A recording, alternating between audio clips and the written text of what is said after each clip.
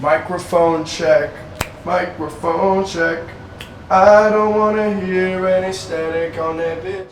Welcome back to another episode of Fly on the Wall. And you know, every time we do this, we only bringing in the coolest people, the dopest talents, just the best motherfucking people on the planet, man.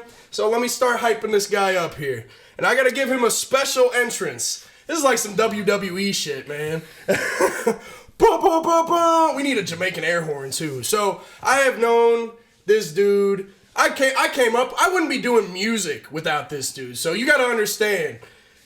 This podcast wouldn't be here without this dude. A lot of the shit that's listen to the ripple effect, man. This is special. This dude is very important, man. Oh, man. He is one of the dopest producers, maybe the dopest producer that I know. A genuine fucking guy from the get-go, one of the best songwriters I know, talented pianist, and don't think I said that the wrong way. I know I didn't. I promised it's not what it sounds like.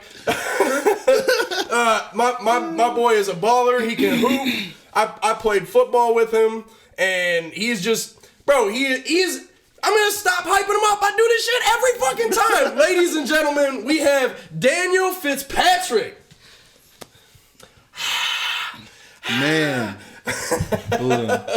hell of an intro, bro. Man, wow. I could gas you up more, but I had to cut myself off. Man, so I'm glad to be here, man. Hell yeah, that was encouraging, man. Man, but yes, me and Buddha go way back. Yes, sir. Very, very, very young. Funny, man. We've had some memories, man. Hell yeah, bro. So am I supposed to introduce myself? Yeah. Give them a little bit. Give the people a little bit of something about you, Daniel. You know? So I. Yeah. Who are you? Who I am. So Buddha gave me all this credit about, him reason he does music. That sounds amazing. He probably still would end up doing what he does, but maybe. You never know. But. I'm a producer. I'm a pianist. A pianist. Say it slow for the people. Pianist. Good. We got it all. Right? Pause. There's no in it. Pianist. What? Pianist, motherfucker. But yeah. Let them know, man. Let them know. So pianist. What else I do? Sound engineer. Mm-hmm. Hell yeah. I'm an educator. Yes, sir. Love that. I don't know, man. There's so much more I want to do that I think fear's got in the way of it. I think that's fair for a lot of us to say, man. Yeah. I feel that. So I think I'm more, but I don't know if I should say it because I'm not. It's not yet, but I am. Yeah. Yeah.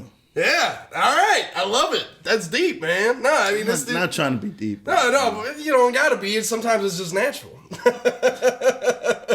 Nah, man. You are. I had to gas you up like that, bro. Like, I'm so serious. I think a lot of the stuff that I make now, a lot of the stuff I've made ever, is heavily influenced by you. I'd come over to your fucking house and we'd work on fucking music for. Bro. Hours. I mean, me and Thomas were talking about it on his episode. Like, we all came up together, man. Yeah. And, like, we kind of witnessed our passions at the same time. Yep. And I think that helped influence us immensely in the styles that we do and approach. And, like, man, I couldn't be more grateful for you, bro. Dude. And I'm just trying to keep it as real as I can. I'm grateful for you, man. Hell yeah. You brought out a lot of me because I've always played music's always been a part of my life. Mm-hmm. I would have been doing music, but I wasn't exercising it like I should until that one night. What was that? We were in the basement. We had a keyboard. Yeah, we were freestyling. Right there. Easy like Sunday morning. Yep. Hell yeah. Freestyle, man. And, that was a vibe. It was. And we didn't know what was going on, but that was like a domino effect. Intricate moment, man. Yeah, that's like special. But that's what music does, man. That's why you just do it. It's supposed to be fun. Hell yeah. I'm learning it's supposed to be childlike. Sometimes the innocence gotta come out, man. Yeah. Sometimes we get away from that because, you know. Yeah, well, we get older and we. I mean, it becomes more, but I think the creative process. Yeah. Should still, I strive for it to be childlike. I'm not saying it's childlike every time. No, I mean, sometimes you got to tap into that essence. So let me ask you some shit because we gotta get the people to know you and know a little bit about you, man. So. Because I know you, bro. Yeah. You know me. We are this is family, man. This ain't family with a great big hug. And a kiss for me to you. Okay. Hold on, wait. Nah, this is my boy, bro. But fucking, man, you make some incredible shit. Every time I fucking hear something new from you, I'm really impressed. What do you think, like, gauges, like, your progression? Like, what do you think makes you go, all right, this is my next move. This is how I'm going to reinvent Dan Dan. This is how I'm going to reinvent Root Mod. This is how, you know, because you do that. I feel like you're really good at being able to add different twists to your shit. What progresses you to that, just, like, destination, I guess? You know what's really weird, man? That's such a good question. I think it's good at that shit, man. I think it's the things that I complain about.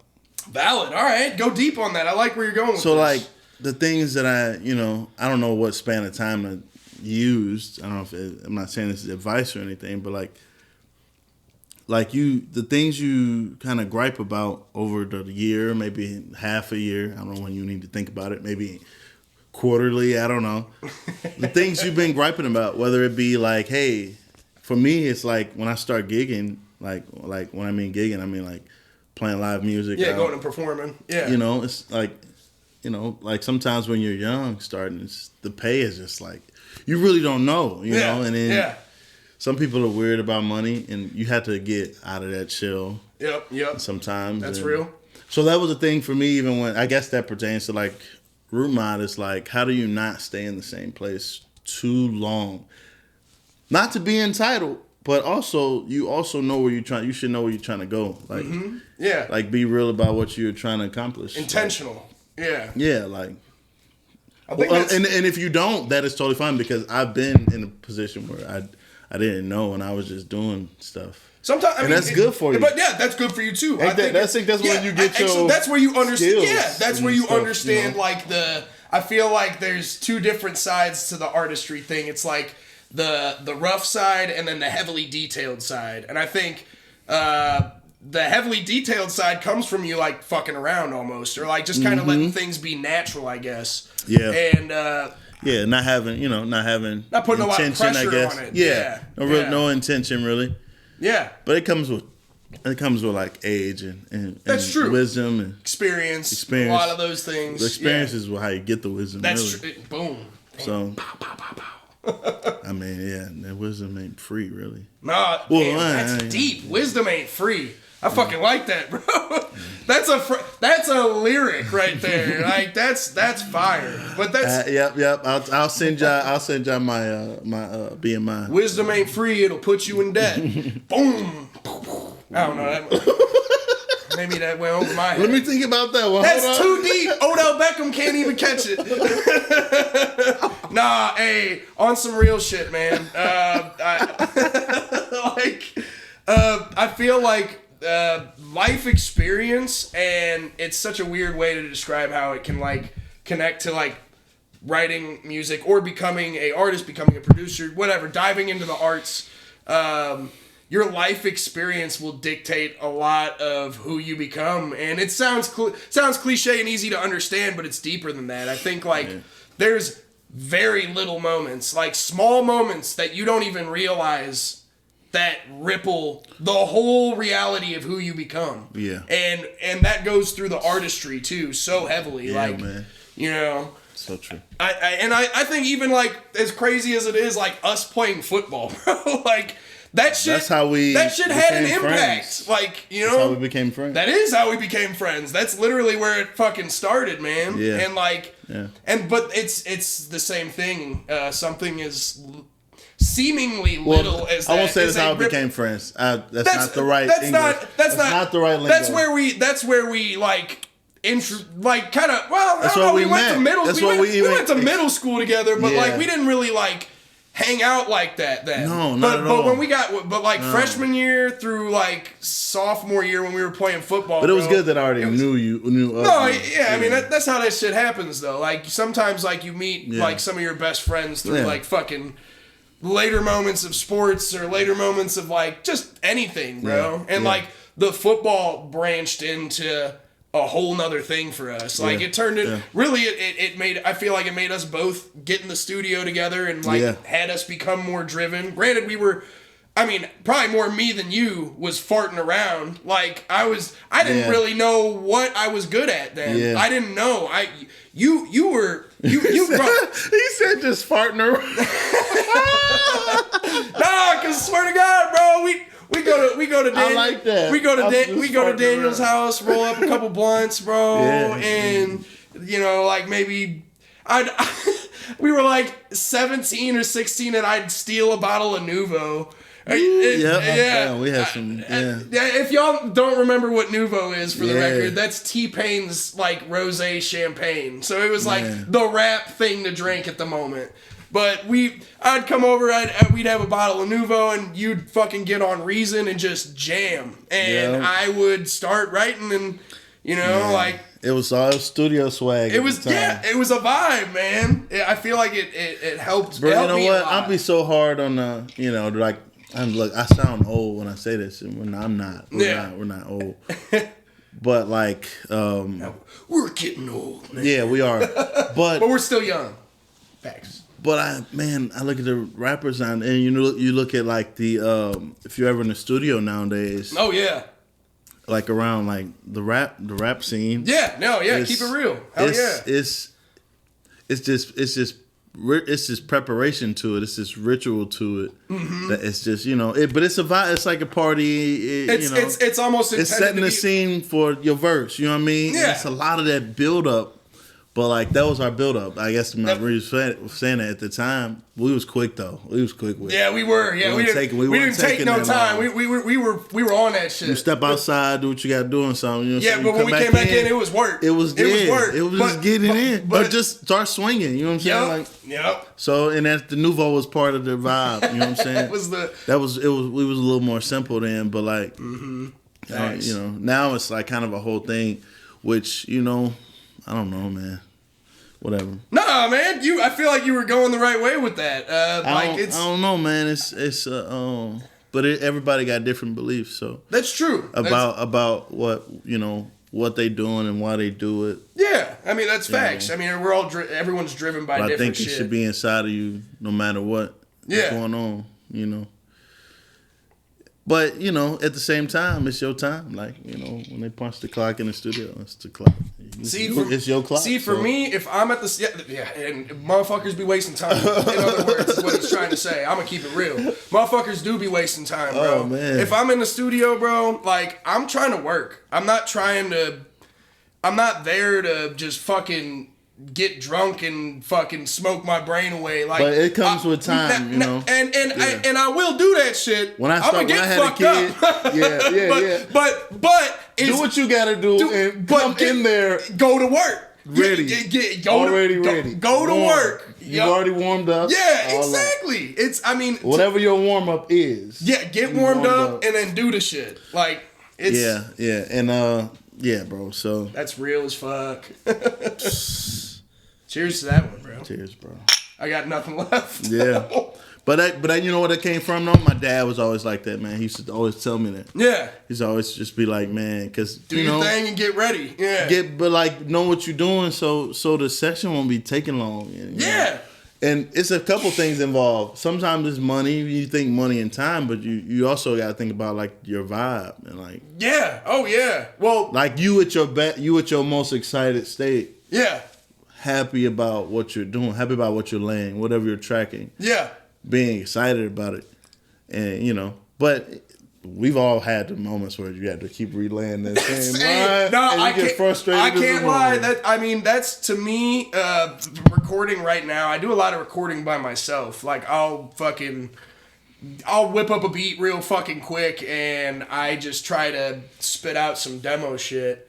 And some days are worse than others. It's not every day I'm coming in there on point and fucking busting out bar for bar, lyric for lyric, everything the way I want it to. I'll have to go back and relay because delivery is so important to me. Yeah. Like you can rap a line. Your line can be great. It can have great words, great melody, great flow, whatever. But if the delivery is off, for me, that shit bugs the fuck out of me. And I won't sleep at night about it. I'll be in this bitch recording 40 times till it's right. Yeah. Like, but you know what, man? I've been that's something I've been conversation I wanting to have with you. Yeah, hell yeah. As a lyricist and a rapper. Place. Hell yeah. Right.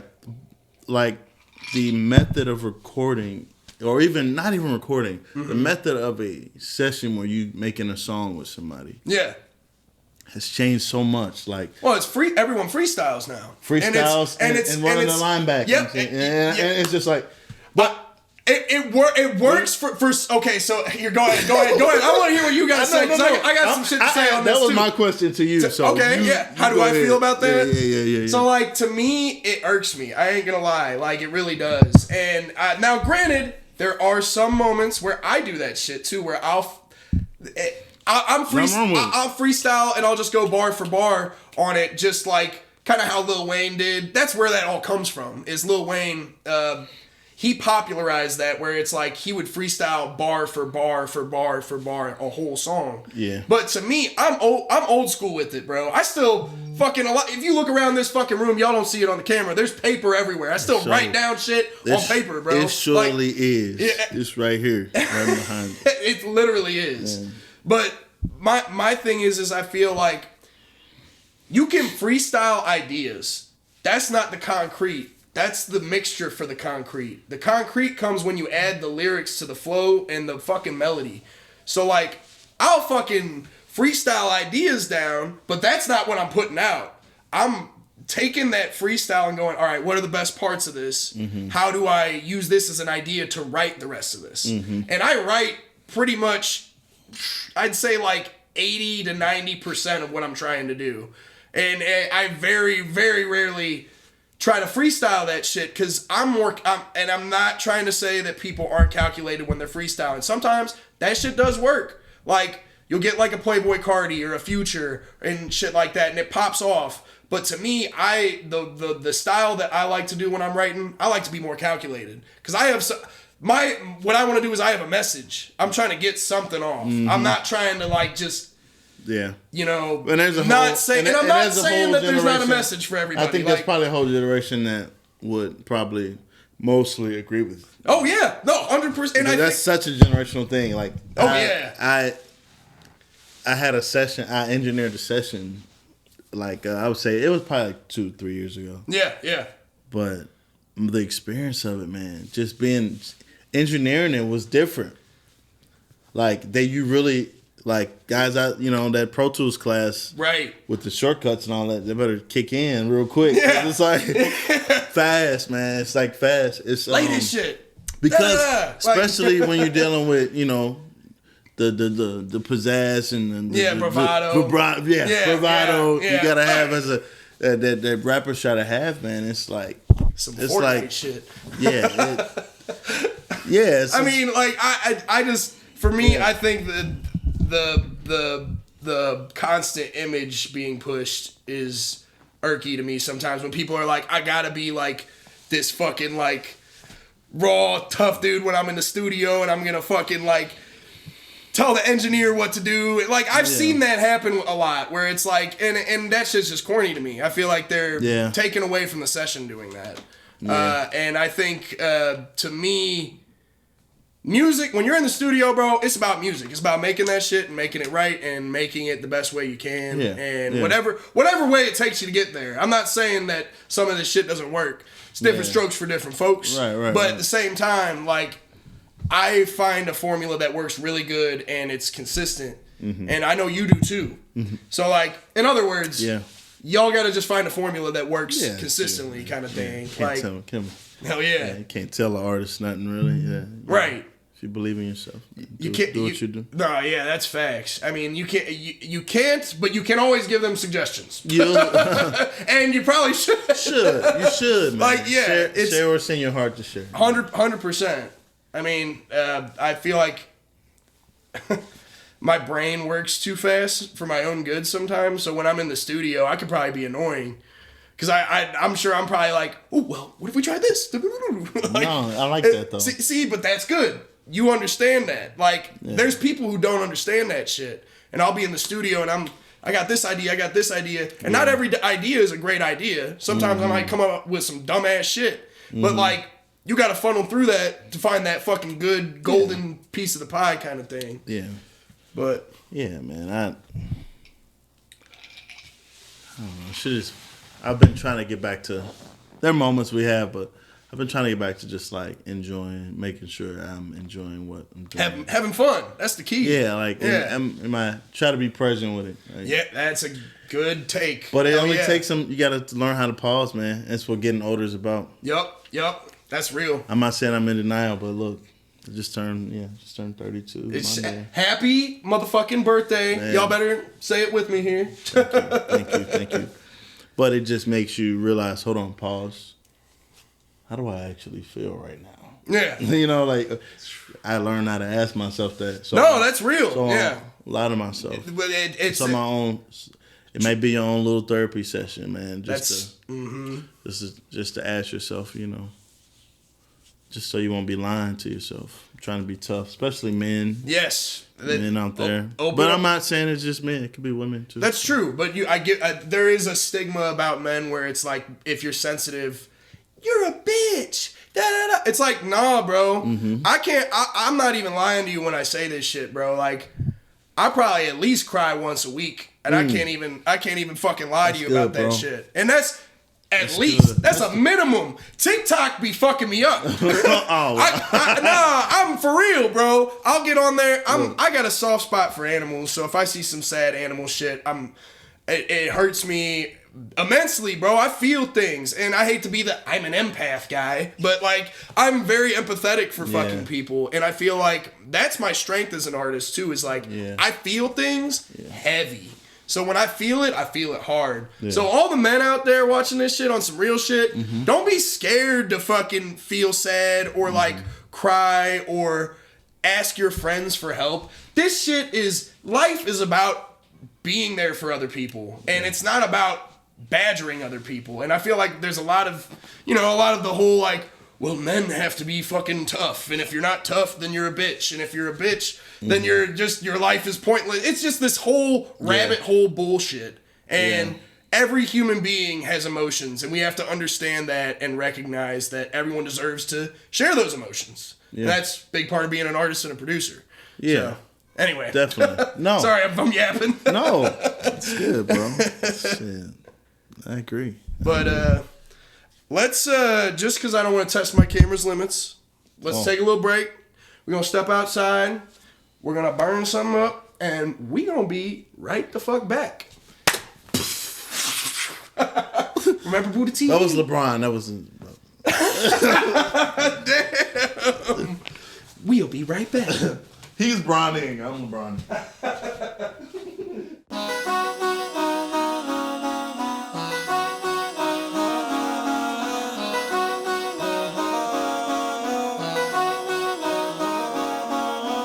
So what's the line between real and fake? Don't you try to be out your place. No, don't lie to me, saying you're okay. Stay alive for me, don't lose your face. So what's the line between real and fake? Don't you try to be out your place. No, don't lie to me, saying you're okay. Stay alive for me. Don't lose your... Alright, y'all. We are back. We are motherfucking back with more Fly on the Wall. Man, I felt like that first half was a vibe. We got to know you a little more and a little bit of our backstory together, genuinely. And kind of your process on when you're working on music and just everything in general, man. I feel like we always cover a lot of bases here. So with that being said, we get to move on to my personal favorite part of the podcast, the overrated, underrated series. Woo! I write down... Heard about this. Hell yeah. I write down names and random shit and put it in a hat, and you pull it out, and you call it overrated, underrated, or perfectly rated. And if you can't read my handwriting, double check, because my shit's ass. So, okay. What do we got? First pull, baby. Shaq. And that would be Shaquille O'Neal Shaq.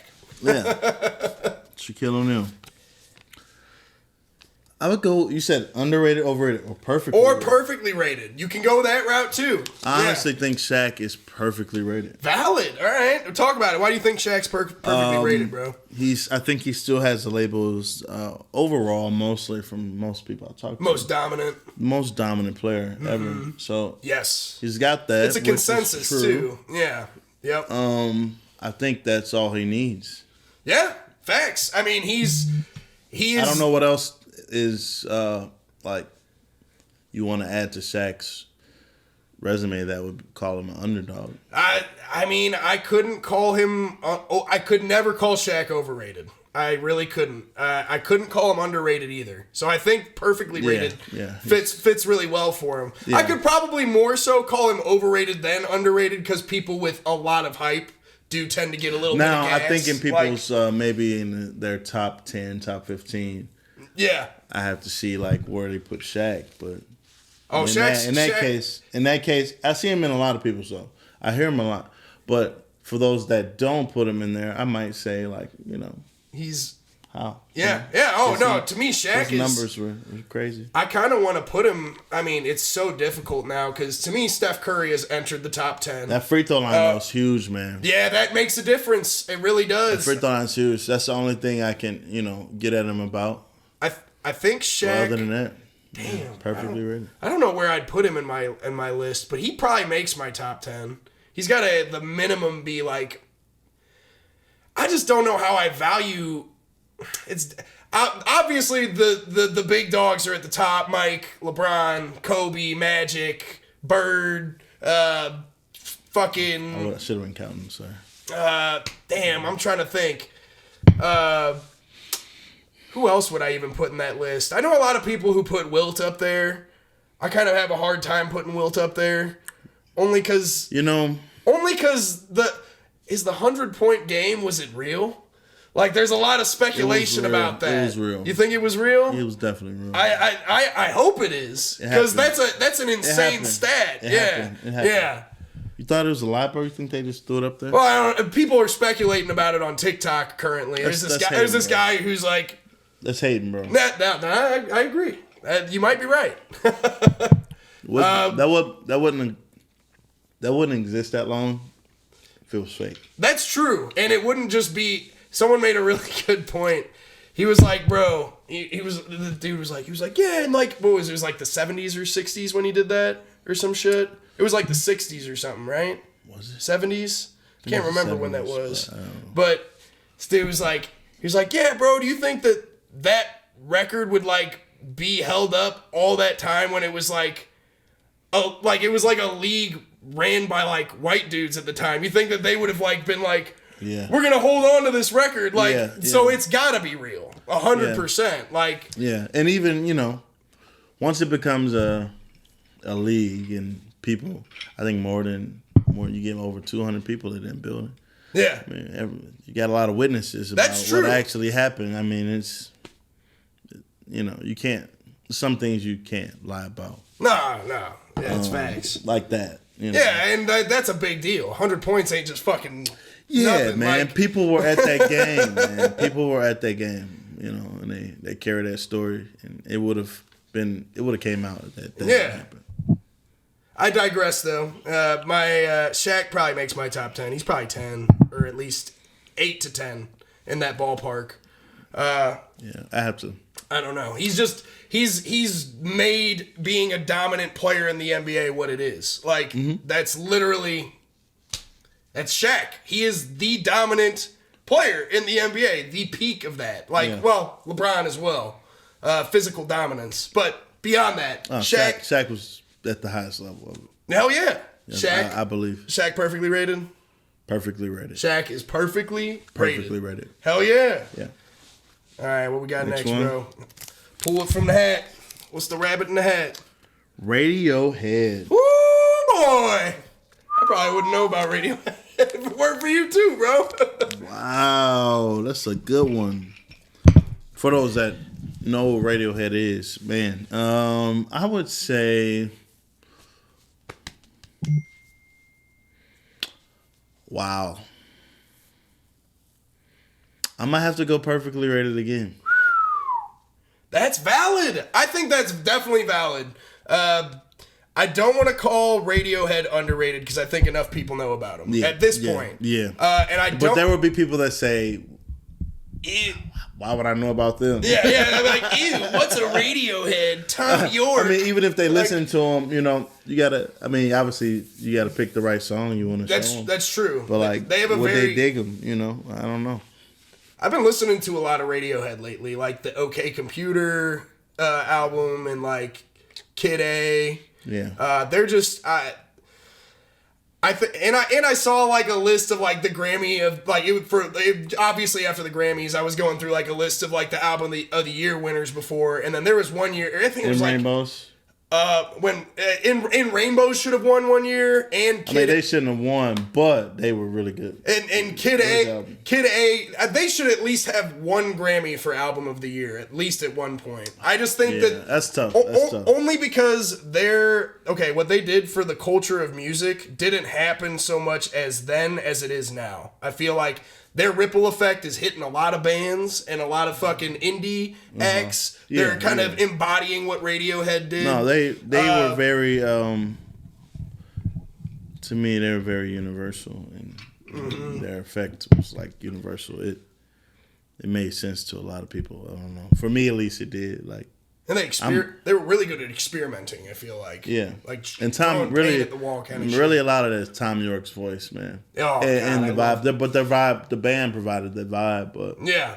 Tom York's voice kind of made, for me. Yeah, yeah, like it was Tom York's voice. Yeah. It was like this when I was eerie... listening to them, I was like, man, I wish I could take this vibe and do it myself. Hell yeah. I feel that. But that's how you want to feel when you're inspired. It makes you want to add your own twist to it kind of thing. Yeah. And Tom York has like this eerie, it almost sounds like a ghost is singing. That's why I love his voice. Like no one else is sounding like Tom York out there. It's pretty rare. It's pretty rare to find that kind of a voice. Yeah. I think the closest you might get is like a James Blake. Yeah. That's probably a close to a Tom York. But anyway, I'm a big Radiohead fan. I fucking love them. I like Radiohead. All their earlier albums are just, they're inspiring to me. So I kind of agree. I think they're perfectly rated. I don't think you could call them overrated. Yeah. Don't think you could call them underrated. Yeah. They stand in and I think most niche things are perfectly rated, kind of. Yeah. Hopefully I don't give another perfectly rated. People are going to think I'm so moderate. Don't matter, bro. You got to give your answer. The Grammys. Woo! Now, this is going to be a hot, stinking topic. Ooh. I'm going to go with what everybody's thinking, right? Yeah. Overrated. 100%. I think it's consensus. Why do you think that right now? I think I don't know, man. It's the industries. It depends. I don't think the Grammy's clear about what the standard is. The critique or is it music or is it popularity? Yeah, that or a mix of the two. Mm-hmm. Impact. But there should be a clear. But there's so many categories now that maybe that's what they're doing. Maybe they've already kind of corrected what I'm saying is by making so many categories. Right. You're giving more people a chance to. You're kind of slimming down. You're giving a crevice for someone else to get in and get a win, kind of thing. But I will say only reason I say it's overrated really is because it's become such an idol to most of us. Oh yeah, you know, like we want a Grammy, man. Like I remember writing that in my on a picture in first, second grade. Hell yeah, that's what I wanted. That's the goal for most musicians. And at the time, I wasn't even actively pursuing that at all. I was just talking stuff. Just because it looked cool. I was spoken into existence because I knew I could be good at it. Hell yeah. But I wasn't actively like working my butt off at that time. Right. It was first grader, just drawing. Yeah. And wanting that. So, you know, I think that I just think that, like, you know, it's become such a goal for many of us, and I think it is but it is such a nod to what you do to win one. No, so it is. Anybody that win one is it definitely means something. You know, amazing. Like that's where a lot of us. But I think every other award you get should also mean just as much. Oh yeah. I think. My bad for cutting you off. No, that was good. That's all I had. I think for the Grammys, to me, like granted, like coming up, I have always been like someone who's like, damn, I'd love to have that moment walking on stage and collecting a trophy for my work and what I've done.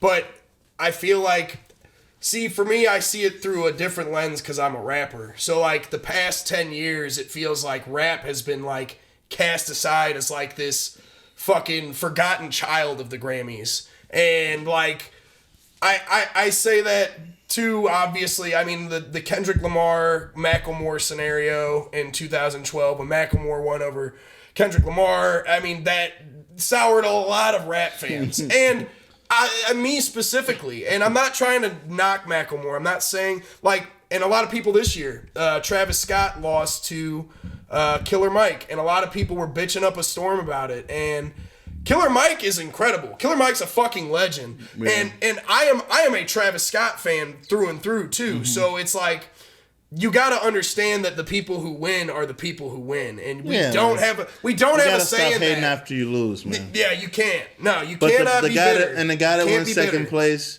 is the only person in the room that should feel like, hey, I should have won. And guess what? It's going to fuel them, you know? Yeah, and then they'll make a better album. You got to, I mean, it ain't even, but I think it's not even that. I think people's opinion fuels us all, you know, whether we want to admit it or not, and at whatever degree. And that's just the way it is. Right. But we got to stop, like, trying to put, like, publicly smut people or things just because we didn't win. It's like right or just because the public made me pick somebody else. Like this is the way it's been. It's the way it's been for years. Yeah, I was gonna say for centuries, man. To me, I think the Grammys, you know, they're an accomplishment, but I do think that we hold too much value to them. We go, oh wow, they won Grammy for this, they won a Grammy for that. That's like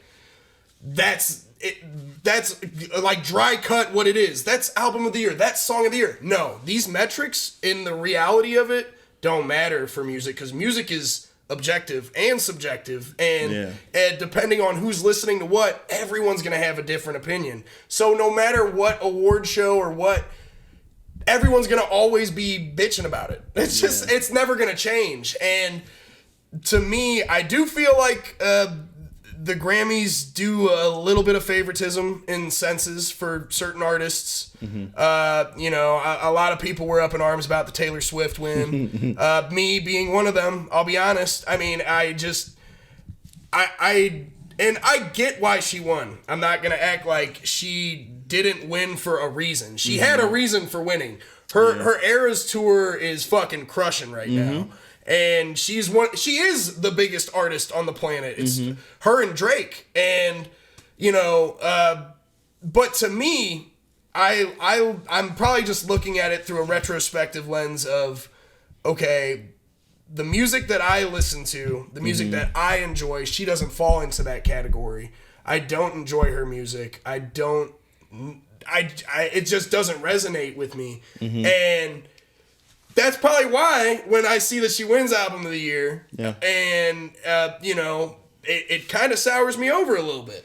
And to me, another thing, I'm overlooking the stats, but in the past 30 years, there have only been 2 hip hop albums that have ever won album of the year at the Grammys, and telling me that the last 10 years where hip hop was the most dominant genre. Yeah, that's interesting. And that's bullshit to me. I mean, it just pisses me off. We all know To Pimp a Butterfly deserved a Grammy at some point for Album of the Year, and there's just I could go into a rant about this, but I don't want to go too deep down the rabbit hole. I think many people are that whose favorite genre isn't rap or hip hop. Right. Is a little bit.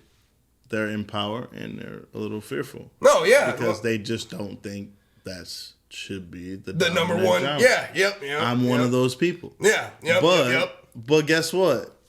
It is what it is. Right. Hip hop is it's like a wildfire, man. It's the number. While Taylor Swift, that's why to even it out, that's why Taylor Swift wins Album of the Year, but hip hop rap is the biggest genre in the world. Yeah. Oh yeah. It's not. And I mean, you could say pop. You could say pop is. Pop has last year was probably one of the slowest years for hip hop. So pop has taken over, but I don't know, man. Hip hop's everywhere. Man. For the past 10 years, it feels like hip hop has been the most popular genre. Everyone I know has a rap song in their playlist or some shit around the world. So I mean, I just think with a 30-year span and you only get 2 hip hop winners for Album of the Year, I think that's a travesty. I think there should at least be a little more a little more blend. Depends on the album. That's true. It does. The album's got to be good and it's got to have the impact. But I digress. It's all opinion, man. That's literally what the Grammys are. It's an opinion trophy, and the people who are picking it, they have a taste. I think the nomination is more dope. Yeah, that's true. I agree. I think that's valid. Because then you're included. The nomination. There's been so many people that say, "Oh, that was a flub." I would have picked this. Right. I think that says it all. Like the nomination. If you're nominated, most important. Yeah, because then that means that anyone else's opinion means they're going, all right, these are the albums of the year. These are the songs of the year. The winner doesn't necessarily mean that is. Exactly. For a lot of people. That's a beautiful perspective. I hope y'all listen to that shit. It's literally about the nominations. Yeah. If you get nominated, you're basically the winner, in a sense. To me, you are. As far coming from my point of view, if I was nominated, that's real. Yeah, if I was in that fight on the show, because there's levels to it all. But like, if I was, actually made the show, yeah, man, that's dope. I'm cool. See me on screen, all that. Hell yeah, I'm here for the Daniel Grammy speech. 1843 whiskey. Woo! Wow, man. You know just what to put in his hat. Yes, I do. That's something I'm play with, man. Man. So, 1843 whiskey. Okay, St. Louis, first of all. St. Louis made whiskey. 100 proof, y'all. Shit hits different. 100 proof. My wife's calling. 100 proof. It's smooth. It's not harsh. I mean, I don't complain about the hangovers. I don't either. I'll take them as long as it'll get you. It'll drive you quick. Yeah. It'll get you point A to point B that. You don't need much either. I think it's 1843. My uncle used to drink it back in the day. Hell yeah! That's kind of how I found out about it. They were like, "Oh, your Uncle Rob used to drink that," and I love Uncle Rob. So I was like, "Okay, let me try this out." Man. I had about 2 cups, man. I was feeling good as ever. Hell yeah. Fully confident in everything I was doing. I feel that. Just I think the first time I got introduced, I don't know if everybody else thought that around me, but it felt good. I just remember I got introduced to that at your crib because I came over one time and that's just what we were drinking. We had 1843. Like, you ever had this stuff? It's strong as shit, and and it's cheap. Like, we just go to the. Such a good story. It made me so proud of 1843. Where's the paper? There, yeah. Look, so I was in LA. Yeah. We were on our way to the beach, we're going out to the nice part, it wasn't like Calabasas. It was just a nice part of the beach. I can't remember what part of LA. But on our way there, we stopped at this little neighborhood liquor store. Like, it was a little convenient little store that mostly sold liquor. Yeah. And man, they had 1843 in there. They had 18. And then I asked. That's the guy, rare outside of St. Louis. I couldn't see behind the register, so I was like, I said, "My God, what's over there? Like, where your whiskey at?" You know, I'm looking over there. And he said, "Oh man," he was like, "Hey, this stuff right here, he's pumping it up, bro. Hyping it up, yeah." He's like, "Man, for the bang for your buck, man, it's smooth, man, it's hard to prove." He ain't lying. I said, "Oh, dude, what? I ain't see the like." I said, "That's 1843. That's mine. That's pretty much my drink." Yeah. Man, I bought that. I bought it. You know, bought it and drank it. Gone in LA, y'all. St. Louis to LA connection. Boom. In LA, I got that bottle. That's dope, actually, that it's out there. Because that is a St. Louis whiskey. Yeah. That, for the Brought record. out. Like, damn. So I like it, though. So underrated? Do we think that's underrated? Underrated, yes. Underrated. Yeah, no one's it's small corners that are appreciating that, you know? Yeah, underrated. We've had some great nights drinking some 1843 at your parents' crib, bro. Yes. I'd fucking come over, we get a bottle of 1843, go get some crispy crunchy chicken, and roll up some blunts. It was a vibe, man. It was a vibe. Yeah, bro. It was an experience. Hell yeah. Brought to you by 1843. Look, I'm just pulling again. Yeah, you good? No, yeah, go ahead. We got it.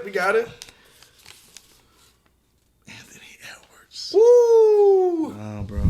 You know just what to ask. Mm-hmm. He's one of my favorite players right now, bro. He's hard. There he is. I'm just playing. 25 points from Anthony Edwards. I like that he plays every night, bro. Like, I like that he plays every night, like, or tries to play every night. You know what I'm saying? Like, that's so different right now, because he puts forth a pretty good effort every game. And his team is, and the most, you know, his team's competitive now. Mm-hmm. He's been there for that process. He kind of made them competitive. So I mean, he's both sides of the ball. You know, I've seen him play on both sides of the ball too. I mean, he's kind of what you want out of a. I mean, he's good in the clutch. I think that makes for a franchise player that can have success in the playoffs. And possibly win you a championship. I would love to see at them some get point. a ring, but I don't know if it's gonna. I don't know if it'll be with the T-Wolves, but this year they're like they're a top 3 seed in the West. They got a chance this year. They look good. But that's what makes, you know, I think that's why Kawhi has gotten the praise he has over his career. Yeah. I mean, you know, he's the complete opposite when it comes to playing every game. But he's two-way, man. And being dominant and composed the way they are, it doesn't get better to me as far as in game. Who do you think is like a comparable, like, earlier player to Anthony Edwards? I know a lot of people do the whole. You mean younger than Anthony? Like an older player that you would go like, oh, he plays like this guy. Everyone's doing Michael Jordan. I see a little of it. I really do. I mean, the athleticism's there. It's either like Jordan or Kobe to me that he kind of plays similar to. Or like a T-Mac. I was going to say T-Mac. Yeah, I was going to say definitely got some T-Mac in him too. But the only reason now on the Olympic team I think because he got crowned. As the star for the guy. Yeah, for the FIBA. He was giving me those Jordan and Kobe vibes, but I don't see that. I need to see it. I need to see it. Proof of it in the playoffs first. Yeah, I don't see it. And I also don't see it in all the time. The same willingness to score everywhere. Not right. And not settling for the face-up three, you know, or the off-dribble three, and really knowing that I will dominate anybody I want in the post. Yeah, and cut up. Yeah. But he's doing that. He's doing that more this year. He's young too, that I feel like a lot of those younger probably players. Been too hard on him. I feel like you don't really earn a post game until you're deeper in your career. I feel like, you know, that's like Kobe really didn't have that shit until he turned into 24 Kobe. Yeah. Like he had it a little bit. But when he turned into 24 Kobe, that's when he was... Yeah. That's when we know. All them turnarounds. Like, you know, and he would just do what would go where he know he would just dominate. Yeah, he'd exploit weaknesses. Yeah, and smart basketball and not let up at all. I would love to see. I mean, I think that's, to me, I don't know about on the Timberwolves, but I do think Anthony Edwards' career has a potential to be in a trajectory of like maybe a Kobe or like something like that. Yeah. T-Mac floor, Kobe ceiling. Yeah. That's what I'm seeing for like Anthony Edwards. I can see that. And I love him as a Georgia Bulldog fan too. Yeah. So we don't have basketball players that ball out in the NBA like that. So it's good to see someone actually be a star. Yeah. And I think I've seen some dunks where you put a side by side with him and Jordan, it looks exactly the same. He's got some of those like athletic where he can float in the air for a few extra seconds type moments, which I love seeing that shit as an NBA fan. Like, it's just fun to see that kind of athleticism. This year he's stepped up. Man, he's shining. Cool. He's confident, man. You can tell he knows. So he's underrated or overrated, perfectly rated? Where are you putting him? Underrated. I think he's underrated too. Only because he's just now breaking the ceiling of like, could he be a superstar kind of thing? I'll make him, am I saying this too soon? Maybe not. He's the best two guard in the league. Ooh. I agree. I'm going to give him that stamp too, because I'm trying to think. I'm like, I don't know, there's really no other two guards who compete with him like that. I mean, James, they got James playing point, but James Harden. I think he's better than James. He's definitely better than James Harden. Yep. James is nice too. Well, the Clippers are the number 1 seed in the West right now. They're killing it. They look good, and he said it too. He said, "Just wait till we get this shit together." Mm-hmm. They're playing great basketball right now. So let's move on to the next one though, bro. Anthony Edwards is underrated. So all you Timberwolves fans out there, you got something to fucking root for, man. NBA 2K, just in general, the whole genre. Oh man, it's fun. I'm not a big my part guy, I guess I'm probably old school. I'm like franchise mode. I'm same. I'm old school with it too. I'd rather do. You won't catch me online too much. Yep, same. But when I be with my family, that's all they do. Like that's play franchise. And a lot of the my student, young people, they play my part. Hell yeah. Or the rec is fun. Doing the rec is fun. With your little my player. That is fun. Yeah. I don't play enough of my player, so my dude is always. They're like the best he gonna get is about an 80. Yeah, and that ain't enough to fuck around on there either, because people I'm a little role player shooting in the corner, but you got everybody spending like $50 for VC points. Spending money. That's crazy. Spending their check on my player. That's crazy. Losing their mind, bro. That's wild. But you know what, young people out there, if you're listening to the podcast, I would say do your franchise mode, because guess what? You get VC from playing your franchise mode. He's giving you franchise free game. mode. Do your franchise mode. You play well. You play your games. Play the games. You got to play some games to do it. And man, you get your VC and go back to your my player, and you got VC. You won't get as much as spending your check on your VC, but it's free VC. And franchise is fun too, because I don't like being stuck playing with one player the whole time. Me too. Because I like the team. I'll kick out to the outside, and then I'm like, oh, he missed that shit. I like to know the system, the coach. Yep. I want to know all that. Yep. Yeah. And you can't control that with just one player, especially when you come in as a rookie in the game and you gotta progress. It just is a long process. But this game 2K was. Man, we loved it growing up. Man, what do you think's the best? So much good times with other guys. What's the best 2K ever, bro? Oh Lord, that's tough, man. Wow. For me, I think for me, and this is old, but I just think we had hella fun playing this shit. My parents' basement. 2K13, bro.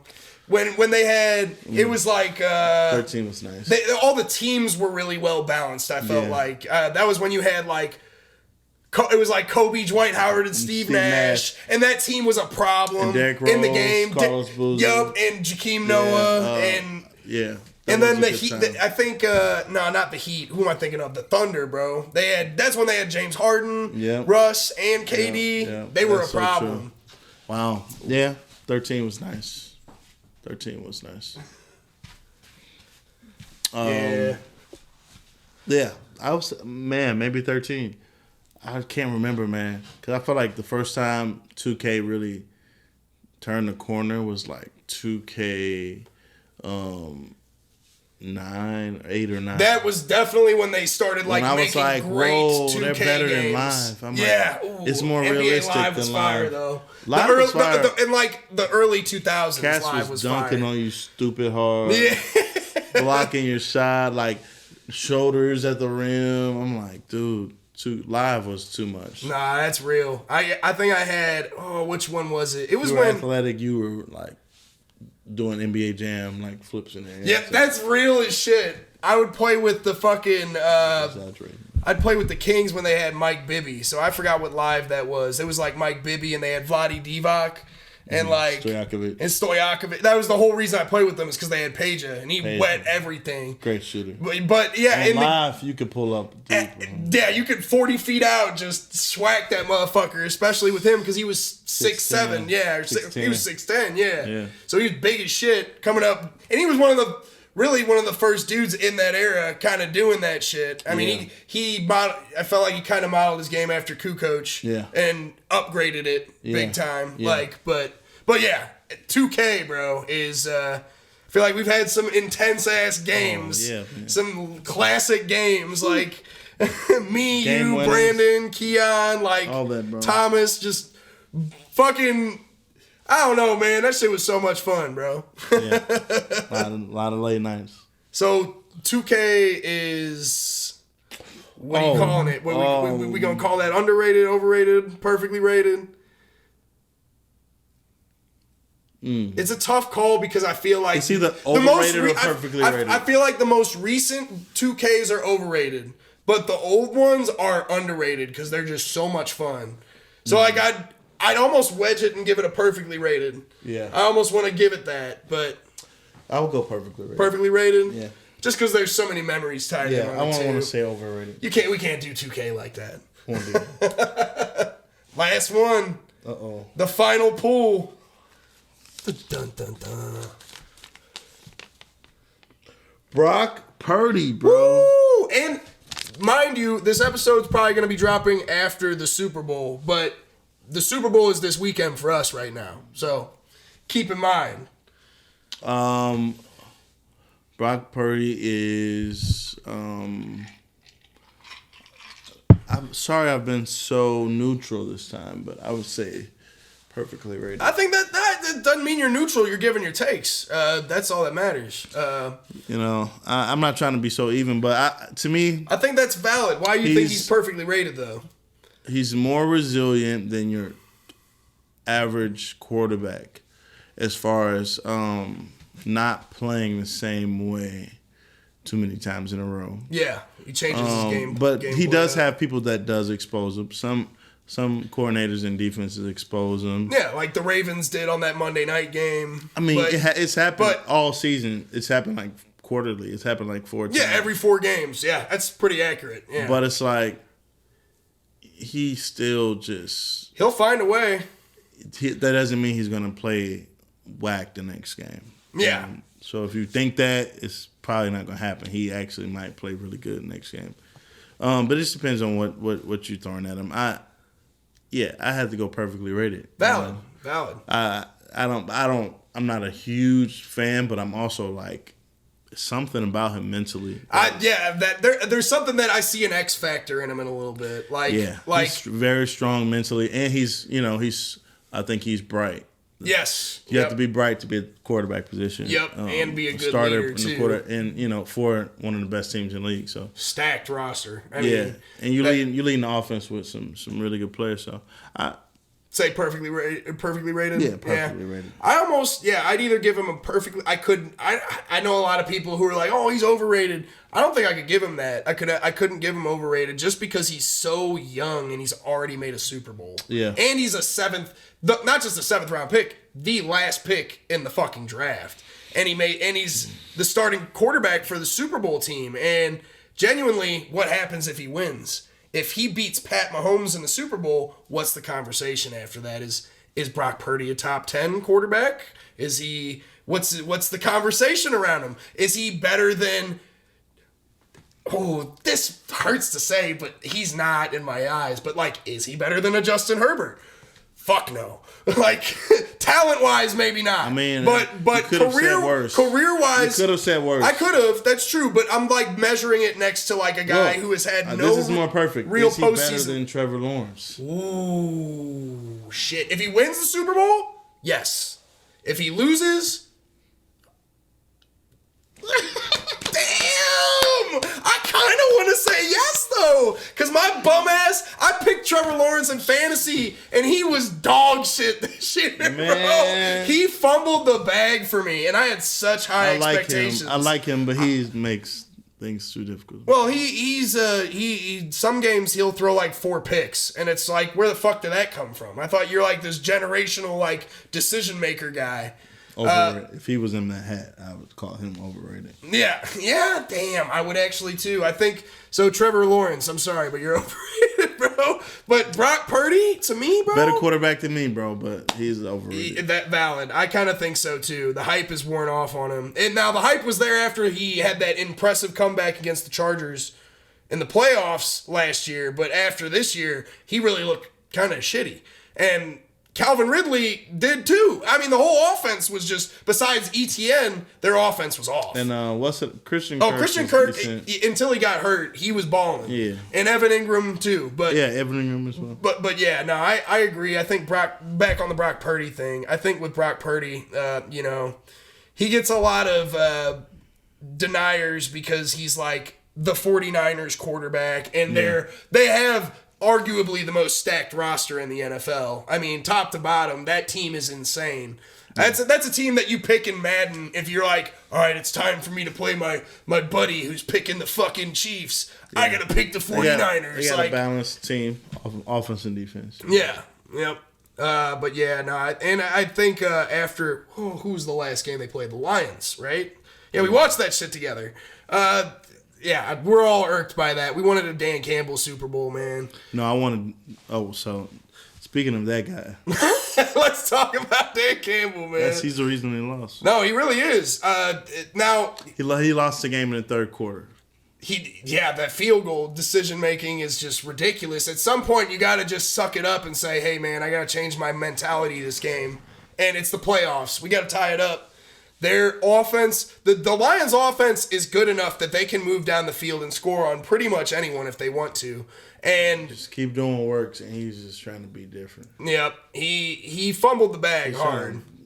Write a nice story, man. Write his own script. Yeah, he wanted to be the first one to ever do it on 4th down. I don't know. But Brock Purdy in that game, touching on that, I feel like that was a big coming out moment for him because he had a lot of moments where it was like, all right, bro, are you going to do some shit or what? And he didn't have to throw the ball. He was working with his legs, which is what we wanted to see from Lamar the whole fucking day, and he didn't do it. So take the play in front of you. And I think that's a difference for an X Factor is just knowing that the decision isn't always the prettiest decision, but it's the right decision. Yeah. And, I think Brock Purdy is really good at that. I think he's good at going, all right, how do I get this first down? I'm going to get that shit. And granted, he might throw a pick. He might throw a couple picks. But he's young. It's his second year in the NFL, and he's thrown 30-plus touchdowns, under 15 interceptions. I think that's a really solid second year for a guy. And I think he... second year. What? Yeah, that's what. And really, he only played 8 games last year. So I mean, he's not that deep into his career, and he's already one of, I'd argue, a top 10 quarterback at this point. I mean, if he wins the Super Bowl, he is a top 10 quarterback. He's got to be. Yeah. I just don't know. I mean, maybe. Yeah, he could be top. I gotta do. Pat, Josh, Joe, Lamar, Jalen, fucking Matt Stafford, maybe Justin Herbert. Do we put Jordan Love in there? Jordan Love's not better than Brock Purdy. Ooh. So then Brock Purdy's in the top 10. I just think so. I don't know, but that's my. Who didn't you mention? Oh, there's definitely some names I'm missing. Russell Wilson ain't top 10. Damn, I'm blanking. Trevor Lawrence ain't top 10. No, Deshaun, no. Deshaun's not top 10. I wish he was. He could be. I mean, I need to see him under a full season with the Browns. Yeah. I think he hasn't really. I don't know what happened to him, man. Yeah, it's very strange. He was better than Mahomes when he was. Well, when he was in the league, that was the argument. It wasn't Josh Allen Mahomes. It was Deshaun Watson and Pat Mahomes. And I would have took at that time. I would have same. He got more footwork, man. He could move around the pocket a little differently. Yeah, there's some names where I'm trying to think of. Who we'd be... C.J. Stroud is definitely better than Brock Purdy. Yeah, he is. He's good. Yeah, he's a future star. Future top 5. He's better. I'll take him over just... Whoo, damn, that's a real take. I kind of agree, though. I probably would take him over. Right now... Yeah. You don't have to do it another year. I'll take what I probably would take C.J. Stroud over Justin Herbert, too. But Justin Herbert, if we went to that practice facility and watched him, we'd probably be like, "Holy shit, this dude's!" He is to me. I think he's got almost like the perfect quarterback build of any dude in the NFL. To me, I think he does. He can throw that motherfucker 80 yards off his back foot, and he can run around the pocket like Aaron Rodgers. Mm-hmm. Like he's a star. And as a 6'6", yeah, should be hard to take down. Yeah. I mean, he's unfortunately been burdened with a shitty coach and awful play calling and assembly of the roster. Keep getting bad coaches. Like fucking Quentin Johnston, bro, the rookie that they got from TCU. He had like one of the worst rookie seasons I've ever seen from a wide receiver. Dropping everything. Wide open, 40 yards down the field. Bro, this is your time to be rookie of the year, bro. Justin Herbert is hand delivering you these. It happens, man. It does. It does. Arms just get sweaty. I mean, knees get weak. Yeah. Arms get heavy. Better look out for them cheeks. Ah, hell no. All right, I'm done with the Dr. Seuss bit. So, Brock Purdy is perfectly rated for you. Yeah. Yeah. Probably underrated. All right, yeah, that's what I kind of feel underrated. Only because it's his second year. We're going with what the public thinks. The public would probably. So a lot of people have been saying he trash. Yeah, there's a lot of haters. There's a lot of Brock Purdy haters. I lean to the other side. He could sneak it this year. He could in the past 2 seasons. He could sneak into the top 10. If he wins a Super Bowl, he is a top 10 quarterback to me, 100%. He might be 11, 12, 13 right now. You put Joe Burrow in at 10, didn't you? Oh, 100%, yeah. Okay. Joe Burrow's. I remember you. Yeah, I said Pat, Josh, Joe, Lamar, Jalen. Fuck. I said Matt Stafford too. Matt's 100% in. Matt's good. What about Baker Mayfield? No. After this year? No. He bought Jared Goff. I put Jared Goff in over Brock Purdy. Not necessarily. I would put him over. You said Mayfield.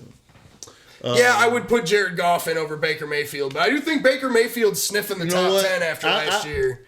Genuinely, I probably could put Jared Goff in before Brock. That's tough. It's it depends on. To me, I think it's a lot's weighing on what does Brock do now because Jared Goff has been there before. Jared Goff also kind of pissed me off a little bit. Yeah, he's made questionable decisions. Well, no, not even his decision making. I think he showed me something in the last playoffs. Really, like he doesn't have a strong arm. No, he doesn't. He can only that shit loses itself in the wind. He's got a good immediate. That's the it dies before it just drops right in front. You know, that's true. A lot of throws you want to get there. And with a dude like Jameson Williams, you're gonna need someone with a gun at some point. Like they're, Yeah. Yeah, I don't know, Hopefully man. He's got to emerge on a depth chart next year. Yeah, I mean, I think Jameson. Speaking of Jameson, he just needs to stay healthy. I think that was a problem last year. I had him on my fantasy team, and he didn't play until like week 8, but that was because of gambling shit or something. Oh, yeah. Some stupid shit. But either way, like, Yeah, to me, Jared Goff is in my top 10. I didn't even think of his name earlier. That was a name we were sleeping on. Yeah. But Brock Purdy, to me, is also, might be, he's like, all right, Brock Purdy or Dak Prescott? Oh, wow. That's a real question. Oh, man, that's tough. I'd probably take Brock. I'll be honest. Only because I've seen more playoff success from him already. Yeah. I mean, I just... That's a tough one. I like because Dak is good. Dak gets way too much hate just because he's the Cowboys quarterback. And I'm a Cowboys hater, and I'll tell you that. Me too. I hate the Cowboys, but Dak gets way too much hate. He is a star. He's a great player in the league. Yeah. I don't know, man. That's tough, bro. I probably take... But the way I like the way Dak played his like rookie season. I like what he. Yeah, that was. I like that where he was. I was projecting him to be. He's more like he's more cerebral now. Yeah. I was looking for that dual threat still. Yeah, where he can move around in the pocket more. I don't really see that anymore. I think that when he broke his ankle, that kind of changed him completely. He plays more conservatively. He doesn't want to take the big chances. See him. But he still is good. I'm not saying he's not good outside the pocket, but I missed that part of his game. Yeah. In that way, I would say he's better than Brock. But right now, I guess you could put Brock in front of him. Right. I don't know. For now. Both of their stats are good. They are. I think they stand side by side at a good point. I just think that Brock's got more playoff success, so I give him a little bit of an edge. So, Brock Purdy, rounding it back here before we wrap this shit up. Brock Purdy is underrated for you? Yeah. Underrated for me, too. I agree. Underrated. So, we'll see after the Super Bowl on Sunday, all right? Damn, as a Raiders fan, this sucks because it's in our stadium and it's my rival. The rivals are the Chiefs and our other rivals from the NFC are the 49ers. So, it's like... I don't want to see either of these teams fucking win. But I mean, it sucks that you're a Raiders fan, man. Oh, trust me, I already know. It's a curse. I made that choice after the Raiders lost in the Super Bowl to the Bucs. That was unfortunately when I became a Raiders fan. Why would I become a fan of the losing team? I mean, I don't know. Some people do that. Yeah, I just liked Jerry Rice, and he was on the Raiders. I was once a Rams fan, so you know. I'm a Rams fan too. And anything local, I stand by. But I'm always still thinking about it. I always got to be extra and be like, ooh, who do I like outside of my city? Like, yeah. I'm like, I gotta have something. I have my local team and then my outside team, like always. That's kind of how I feel about Baltimore. Yeah, that's like your outside squad. Yeah, since I was little. I had a Ray Lewis jersey when I was younger. I mean, and Ed Reed. Yeah, they were nasty. And fuck, man, I loved those. Jamal Lewis was fun to play with in Madden. Yeah. But Dylan. Yeah, Anquan Bolden. Ooh, damn. But anyway, let's wrap this shit up, bro. It was awesome having you on here today, man. Bro, it was a pleasure, man. We will definitely be doing it again. We will be making our roundabouts here. Let's do it. But before we leave, bro, do you want to leave the people with a message? Do you want to leave them with something before we get out of here, man? Man, just love one another, man. Do what's hard. The things that are hard usually that are, sometimes peace is hard. Be peaceful in a world where people could easily piss you off. Hell yeah. Stay peaceful so that you can stay level-headed and then you can make sound decisions. Hell yeah. Be strategic. Know when, sometimes you got to learn new things. Realize you didn't have it all together. You weren't right. Stuff like that, man. Hell yeah. That's it, man. That's all I got. I love y'all. Thank you, Buddha. My dog. Thank you, bro. Hell yeah, bro. It was an honor to have you on here, man. Always. It's a pleasure. You already know. So, with that being said, please tap into Daniel. Please tap into Root Mod. Tap into everything that they're doing. Yeah. And don't lose steam on Fly on the Wall. Music coming soon. Yep. Hold on. Say that again real quick. Bunch of the music coming soon from Root Mod. Yeah. For myself. Yep. Look out. This coming soon. This spring. Right now. It's about to be spring. Coming. Come on. Shit fresh out the oven, baby. We ready for it, man. Yep. We love y'all. Stay tuned. Stay tapped into him. Stay tapped into Fly on the Wall. Remember Buddha TV. We are out this motherfucker. Yeah. For myself. Yep. Look out. This coming soon. This spring. Right now. It's about to be spring. Coming. Come on. Shit fresh out the oven, baby. We ready for it, man. Yep. Yep. We love y'all. Let's Stay go. tuned. Stay tapped into him. Stay tapped into Fly on the Wall. Remember Buddha TV. We are out this motherfucker.